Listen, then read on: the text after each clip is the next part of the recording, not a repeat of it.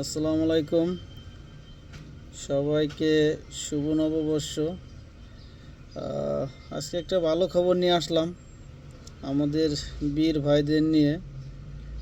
কারণ পশ্চিমা মিডিয়া এবং ইসরায়েলি মিডিয়া যেগুলো প্রচার করে এর ম্যাক্সিমাম নিউজগুলাই থাকে হলো মিথ্যা, আর বেশিরভাগই থাকে তাদের যেগুলো তাদের জয় জয়কার সেইগুলাই নিউজ তারা প্রকাশ করে।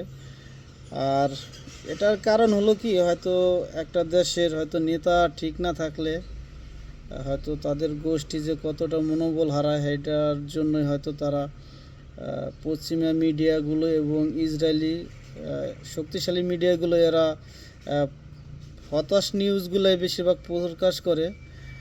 সবথেকে গুরুত্বপূর্ণ নিউজটা হলো যে কয়েকদিন আগে যে ইসরায়েলিরা যে দাবি করছে যে রাফাই শহর তারা পুরাটাই হয়তো তাদের কন্ট্রোল নিছে, এটা হলো মিথ্যা নিউজ।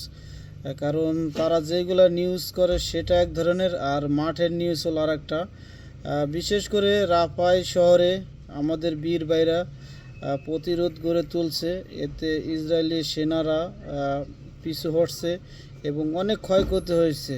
কারণ এই নিউজগুলো হয়তো সহজে পাওয়া যায় না। আর বিশেষ করে কাশেম ব্রিগেডি বাহিনী, গেরিলা বাহিনী তারা প্রতিরোধ করে তুলছে, এতে অনেক সরঞ্জাম নষ্ট করছে এবং অনেক ইসরায়েলি সেনারা ক্ষয়ক্ষতি হয়েছে, আহত হয়েছে। নিউজটা দেখে খুব ভালো লাগলো। আর এটা হলো গাজার উপত্যকার দক্ষিণের শহর রাফাই শহর, যেটা কয়েকদিন আগে অনেক বড় ধরনের একটা অভিযান চালায় ইসরায়েলি বাহিনীরা। হয়তো তারা এটাই নিউজ প্রকাশ করতে চায় যে তারা রাফাই শহর পুরোটা তাদের কন্ট্রোলে নিছে, কিন্তু আসলে তারা কন্ট্রোলে নেয় নাই। তাদের জয়গুলাই তারা নিউজ করে, এতে আমাদের বীর ভাইদের বা আমাদের অনেকের মনোবল ভেঙে দেয়।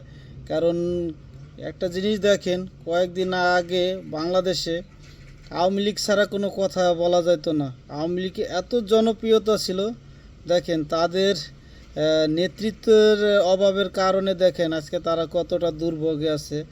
সেম ওই জিনিসটাই হয়তো ইসরায়েলিরা বা পশ্চিমা নিউজরা হয়তো এই জিনিসগুলাই করতে চায়। কারণ নেতৃত্ব ছাড়া একটা গোষ্ঠী আগাতে পারে না বা প্রতিরোধ গড়ে তুলতে পারে না। হয়তো এই জন্যই তারা তাদের নিউজগুলো প্রকাশ করে, যাতে আমাদের বীর ভাইরা বা অন্য গোষ্ঠীরা যে মনোবল হারায়।